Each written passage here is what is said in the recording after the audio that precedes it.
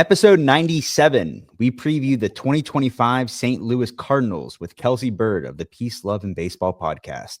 You're listening to the Bucko Banter podcast, brought to you by the Just Baseball Media Network. Cue the music. Rockin' 101, she compliment my taste. Whiskey in my lemonade, cause I like the way it tastes. Best seats at the Pirates game, they let me run the base. Yeah, my time is like my money, cause I can't afford to waste. Wifey is a lawyer, take my date to my dates. Order steak by the plate, send in case after case. Run my race at my pace, clear the grass of the snake. Welcome back to our second team preview. We've got the St. Louis Cardinals today, and we're joined by friend of the pod, Kelsey Bird. Kelsey, welcome onto the podcast. Thank you so much, Scott. You know, Adam, you said we're going to preview the St. Louis Cardinals, and I almost felt like I needed to throw a little wah, wah, wah, wah in there for you. But I'm very We feel happy the same way, Kelsey. We feel the same way.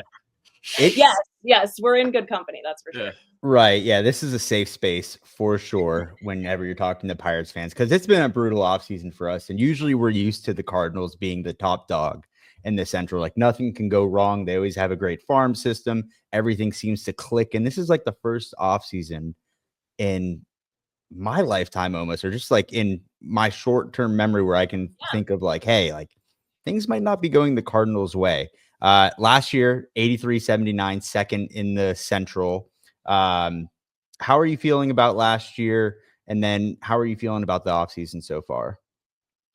Well, not great about the offseason so far. I mean, there's nothing to really comment on, really. And it is funny. I probably can learn from you guys and your fandom and go back and listen to our original episode that we did together because it is the first time I think really in our lifetime, or at least in our memorable fandom, that the Cardinals have been in this position where they are just kind of waving the white flag before the season has even started. And while 2024 obviously didn't end the way that they wanted it to, I don't think it was as bad as it could have been, which isn't saying a lot.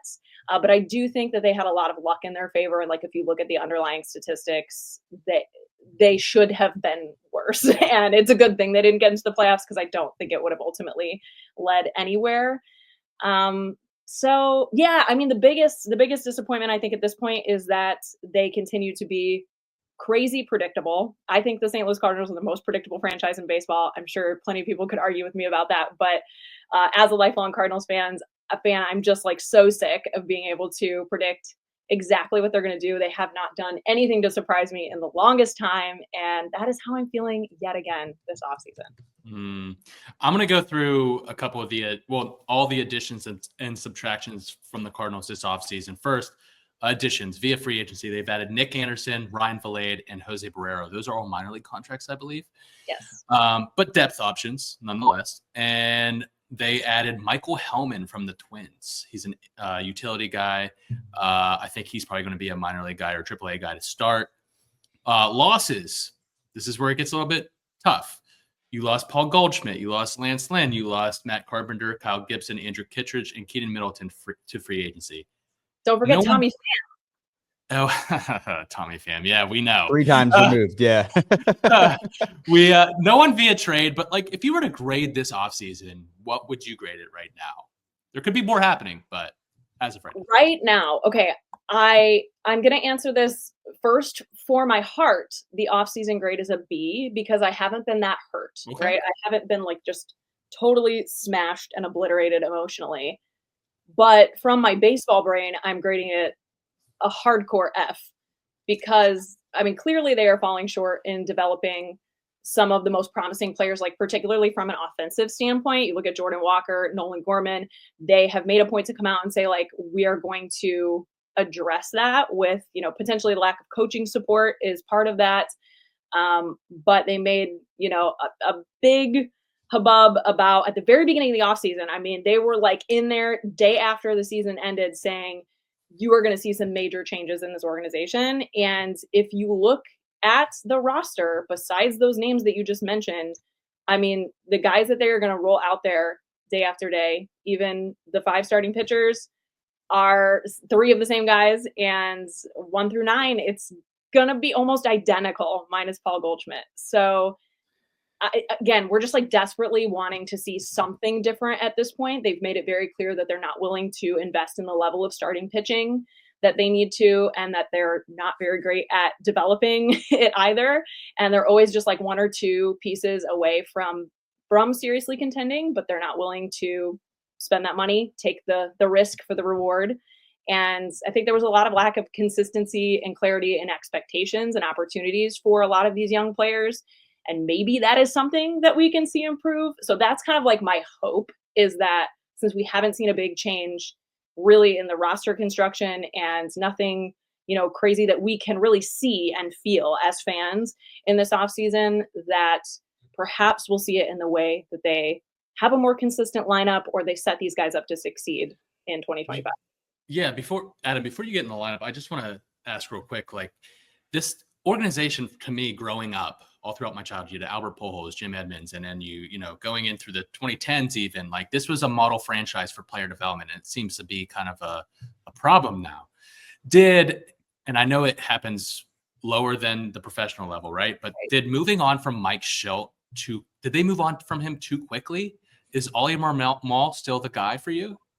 I mean, I'm kind of an Ollie apologist. I don't have a problem with Ollie. I don't think he is a problem. I don't think he's that different than Mike Schilt philosophically, like at the end of the day. But I absolutely do. I think most Cardinals fans will tell you that, we think Mike Schilt was wronged. I want a Mike Schilt revenge tour. Like, I was rooting for the Padres last postseason because I'm like, you know what, this guy, I think he deserves it. I think I think that was a weird parting of ways. It's something that still rubs us the wrong way. And who knows, maybe that was a bigger part of the iceberg of what we now see, unraveling.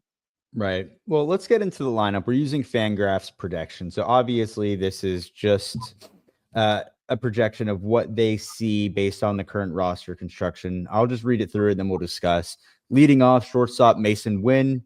At batting second at DH, Alec Burleson. Third at first, Wilson Contreras. At second base, Brendan Donovan. Third, Nolan Arenado. Left field, Lars Nootbaar. Right field, Jordan Walker. Catcher, Ivan Herrera. And then center field, Victor Scott II. And then on the bench, we have Pedro Pages, Nolan Gorman, Thomas Sagessa, Yep, and Michael Ciane. How are we feeling about that? I know, like, there's some names here that stick out to me, but out of like first reaction going into this year, how do you feel? Yeah, I think I see the same challenge that I was frustrated with the past two seasons, in the sense that I don't see them running that. I mean, that there are certain things that I think there are at least two of those players that I don't even necessarily see as like everyday guys in the lineup. I don't necessarily know if Victor Scott is going to make the roster out of spring training, because offensively, I don't know if he's ready. I think you could see Ciane be starting in center field.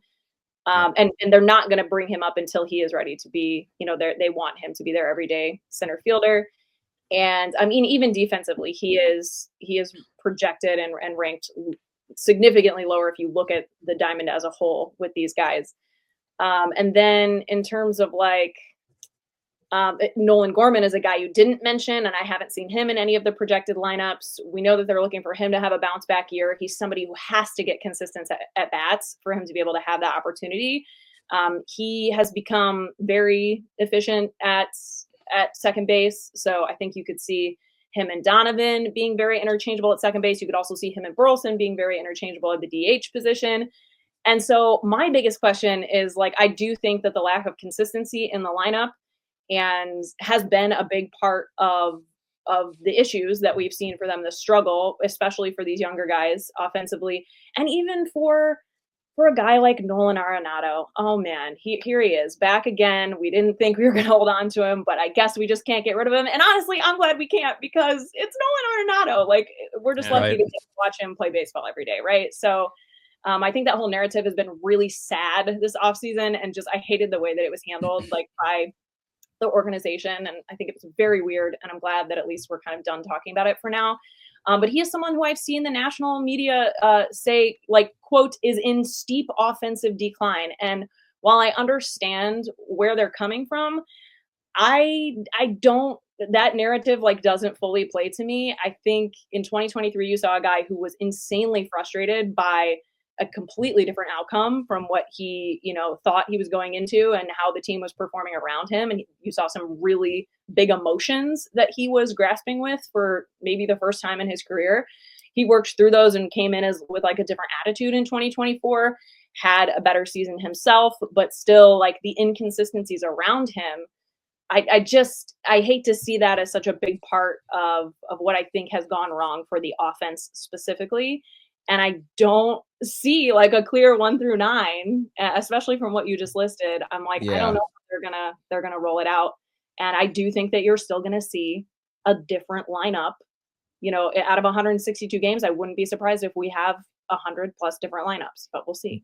Yeah, I think what sticks out to me here is Jordan Walker. I just want him to have consistent playing time at the big league level. I think he's just been ragdolled between AAA and St. Louis. Just let the guy either succeed or fail. I think, I mean, the talent's obviously there. And then the guy I'm looking forward to, one, being healthy and then seeing consistent playing time is Lars Nootbaar. Just because, 10 out of 10 human being for sure. But he's kind of like an analytical darling. Like on the stat sheets and the advanced metrics, this guy could be a superstar, but it just doesn't really pass the eye test at times. Is there anything that, you have hope for Lars Nootbaar to be a consistent piece to the puzzle here? Or even with Jordan Walker, do you think he could find his rhythm in St. Louis? Yeah, I think with Lars Nootbaar, it's more a matter of staying healthy than anything. And I totally agree with you. I think like it seems like half of baseball fans think that he's like really overrated, and they're like, he has a cool name and he's friends with Shohei Ohtani, like whatever. Then the rest of us know exactly what you just said, and that all of the underlying things are there. That's everything that he's cracked up to be and more. Jordan Walker, on the other hand, I mean, personally, I think he's been greatly mismanaged, even if just from a psychological standpoint from the organization in the past couple of years. And Jordan Walker was a guy, along with Nolan Gorman, who, if you had asked Cardinals fans at this point in the offseason in 2023, so February of 2023, are Jordan Walker and Nolan Gorman going to be everyday players for the Cardinals in 2025? They would have said absolutely. And we expect them to be like in rookie of the year conversations for the next couple of seasons. Now, that didn't happen. And at this point, I don't know that fans feel like the players have as much to prove as maybe the organization has to prove in how they can leverage them and hopefully make the most of their obvious talent, as you said. Yeah, before we move on to the rotation, I just want to it doesn't seem like there's a lot of depth offensively here. Some honorable mentions I have here listed as guys who are on the fringe that might make this roster: Luken Baker, Jose Fermin, Michael Hellman, the guy they acquired via trade from the Twins, and Matt Koperniak. It's an outfielder. So what scares me is if Nolan Arenado is to be dealt between now and opening day, which that has been the topic of the offseason for the Cardinals, I would think. Who plays third base? Is it Brendan Donovan and Gorman slides in the second? I think Gorman would actually play third. He is by trade a third baseman. Yeah, he was actually moved to second, just like Jordan Walker. So I'm actually glad you brought this up, because the other thing that I'm not sure about Jordan Walker, I'm not sure that Jordan Walker is a big league outfielder. And I think a lot of people who cover the team would tell you the same thing. So I'm kind of surprised they did not revisit that. And then we haven't really heard them looking at other opportunities for him. I mean, obviously, we've got the Contreras moving to first base. So there's that corner infield spot that you can't, potentially plug him in at. But if you had asked me, I guess at the end of the 2024 season, I thought maybe Jordan Walker was the first baseman of the Cardinals' future. And I mean, Jordan Walker was signed as a third baseman. So he too has been in the Nolan Arenado shuffle. At this point, doesn't seem like they have any plans to pull Jordan Walker into the infield. And like you said, Adam, I just hope they give him some consistency and let him roll and do his thing at this point. So whatever, I guess I'm fine to some extent seeing him out there in the outfield, especially when you have guys like Lars Nootbaar, Michael Ciani, eventually Victor Scott too, who are defense is the name of their game, right? So I think he can, get away with a little bit more out there in right field, especially in a stadium like Busch Stadium. But yeah, at this point, it seems like Nolan Arenado is not going to be traded before opening day. There's a very short list of teams that he's willing to go to. He has reported to spring training with the Cardinals, and it sounds like they just can't get a deal done. So they are gonna plug him in. But I guess to answer your question, Scott, yeah, they have plenty of options. Not only can Donovan play third base, but I think Nolan Gorman is kind of the wild card to me of like, he is the power off the bench because he's the guy right now that in all these projections is not in the lineup, but he could be a 30 plus. I mean, he should be a 30 plus home run hitter. And Sure. And the only question of if he will be is, does he get the consistent at bats, and can he really lock in after having some struggles, regardless of what it's been from the last couple seasons. Sure. Let's move into the rotation and pen real quick. I'm going to quickly read off the Fangraphs projections. We've got Sonny Gray, Eric Fetty, Miles Mikolas, and Andre Palante, and Steven Matz as your projected rotation. Now, I think this is where, I know they haven't gone out and signed rotation guys like they did last year, but they have a lot of guys coming up this year. So Tink Hens, Sem Reverse, Michael McGreevy, Quinn Matthews. These are all names that we could see this year. Yeah. And then if we go to the bullpen, we got Ryan Helsley, Matthew Liberatore, Ryan Fernandez, Jojo Romero, John King. Gordon Graceffo is even projected as a long man. He's a prospect. Are you more comfortable with this rotation or bullpen, or neither? Than last season? Yes. That's a good question. I think I feel very indifferent towards it versus I was really disappointed in their offseason. I think I was more disappointed actually in their offseason last season than this season because I really thought like, man, we were just gutted as fans in 2023. And this clearly it really highlighted and just shone a light on the organizational failures and shortcomings. They're gonna have to make these changes. And I think we really thought, okay, we need to see a signing like Sonny Gray and then another pitcher of the caliber of Sonny Gray, but like younger. 10 years younger. Yeah, exactly. And the investment and opportunity in these guys you just mentioned, Graceffo, McGreevy, Tink Hens and Quinn Matthews is one I'm particularly excited about. But yeah, I kind of just like the rotation is so almost irrelevant to me at this point because they've just made it so clear that they are not willing to invest in starting pitching, and to them it is too risky for a potential reward when you go out and sign guys like love them to the ends of the earth as just like people to watch on a baseball field, but Lance Lynn and Kyle Gibson were not going to get it done. And I could have told you that before a game was played in 2024. So yeah, it doesn't seem all that different. I mean, they did Kyle Gibson, I think, through 30 starts, almost 170 innings for them. Lance Lynn, 23 starts, 117 innings. So, I mean, yeah, you have to have the guys that can go out there and eat those innings. But to your point, they have plenty of options. So I don't think they're worried about like who's going to actually, throw the innings.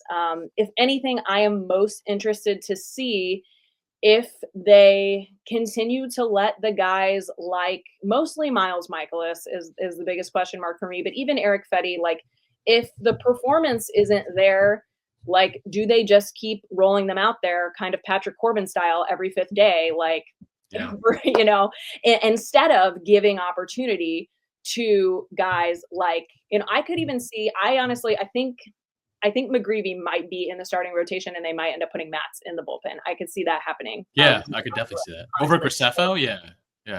Yeah. So I think that is what I would predict as of today. But yeah, I mean, that's what I'm going to be most interested to see is depending on how the season plays out and especially where they are when it comes down to the deadline. Are we just going to roll the guys out that we're paying either way, or are we going to try to make some changes, whether it's for this season or just what is the best step to continue moving forward and be better sooner? A lot of what ifs. You're preaching to the choir. Sure. Pick to click, Kelsey, somebody that you're looking forward to or you think is going to be the biggest contributor this year. Yeah, I've definitely already alluded to it. I don't know if I would say like the biggest contributor, but I think the guy with the highest ceiling that has yet to, I mean, outside of Jordan Walker, because I completely agree with you, but I think like the expectation is still very much there for him. So that's why I guess I won't particularly mention him. but Nolan Gorman is my guy. Oh, I meant to wear, I have a Gormania shirt. I meant to wear my Gormania shirt. I'm a Nolan Gorman truther through and through. And he actually had a really hot start to the beginning of last season. And we just didn't see it play out for whatever reason. Or actually, even in 2023, I mean, there was talks in the first half of the season of him getting like MVP votes potentially, and he had proven himself to be able to face left-handed pitching, and the potential is there. But whether it's a similar struggle, I could see him and Jordan Walker kind of having some similar, almost like mind game kind of struggles, because there is nothing in terms of their raw talent that you can take away from. Like these guys are meant to mash the hell out of baseballs. So he is a guy that I really hope, at this point, it's going to be his second. I mean, really, it would be his first. He hasn't spent a full season in the major leagues, and I think that is maybe part of the problem too. So I hope it is his first full season in the major leagues. And yes, my hot take prediction, I guess, is 30+ home runs from Nolan Gorman. That's the guy to watch. How about who are some prospects or a prospect that you're most excited to follow or watch this year? Yeah, the one I'm most excited for is Quinn Matthews. You mentioned he was the 4th round pick out of Stanford in 2023 for the Cardinals. He is 6'5". He's 24 years old. He's a lefty starting pitcher. And on the Fangraphs top 100 prospects that came out yesterday, I believe he's number 32 on that list. He has been described as being like very Shane Bieber-esque, which I can see.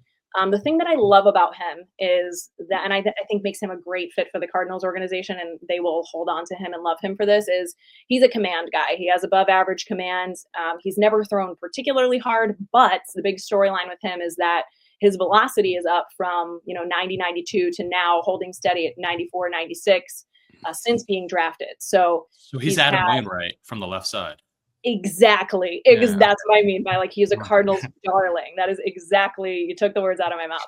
And I also just think that the thing that is really promising about him, to me, especially with where the Cardinals are at right now as an organization, is if you listen to him speak about himself and the game, he's just like more polished and mentally and emotionally mature because of, his age. He spent 4 years in college.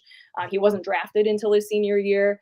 So in that way, I think there's like less of a chance the Cardinals can screw him up too, to be quite frank. I don't think we see him make the big league roster out of camp, but as I mentioned, I could see him coming up, depending on injuries and performance, specifically performance from those bottom of the rotation starters, and certainly depending on what the second half of the season priorities are. But other couple things that I have to tell you about Quinn Matthews of like why I love him, other than what I'm excited for him to do on the field, is he has said in multiple interviews that like his ultimate life goal is to build a children's hosptal. So he's hoping to have the means, and like that is something that has always been a dream of his. Better than all of us. All right, cool. Right. Yeah. And he wears pearl necklaces already, like with his like his sweatshirt and his polo, and he'll just be like rocking a pearl necklace. So I just really love his vibe overall. Yeah, good vibe guy for sure. Stanford guy too, smart guy. Yeah, right. Yeah, if you're gonna build a children's hospital, you got to have some brains, man. But Kelsey, we appreciate you. Let's get your prediction for the 2025 season. Well, I think the Cardinals and the Pirates might be duking it out for the 4th and 5th spot in the National League Central, but I do have to tell you. Speak for yourself, Kelsey. Come on. I think like the biggest, I know we've talked a lot of what ifs, but I think like the biggest what if in my mind is like, what if they don't suck? Like because there is a chance. Like I just remember thinking back at this time in 2023, and the writing was not on the wall. I did not see it. It was well covered of how bad that season was going to be. I just had no idea. And so for as blindsided as I think we felt from the 2023 season, I think, anything could happen at this point. And I'm not super like scared by my other frustration, I guess, is I'm ready for this National League Central to be more competitive. You guys, like, I know the Cubs are doing things, and like the Reds have been on the precipice for a couple seasons in a row now, but I still don't think they have done enough to make our teams and our owners say like, hey, we got to put the pedals to the metal. We got to, put some gas on this now. And that's where like, I'm just still kind of like, I mean, I wouldn't be totally surprised if they're buying for a wild card spot come the trade deadline, because I don't know that the other teams like have it in the bag. And that's also what's so freaking frustrating about this League Central. Cause it's like, okay, if one or two teams would just like decide to actually really go for it, maybe we'd all have more fun. It'll be Milwaukee somehow. They do it every year. Totally. Yeah. Milwaukee has the magic beans for whatever formula they're putting together. But we were just talking about this last night. It's more, the offseason is more frustrating just because what everyone else hasn't done. So it's just like it continues to be open and we continue to do nothing. So this is me kind of just projecting a little bit, but it's I also think we found the title of our episode. What if they don't suck?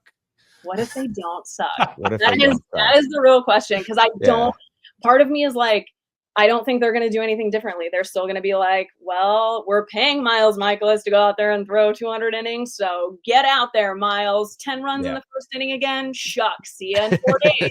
Like, I just don't know.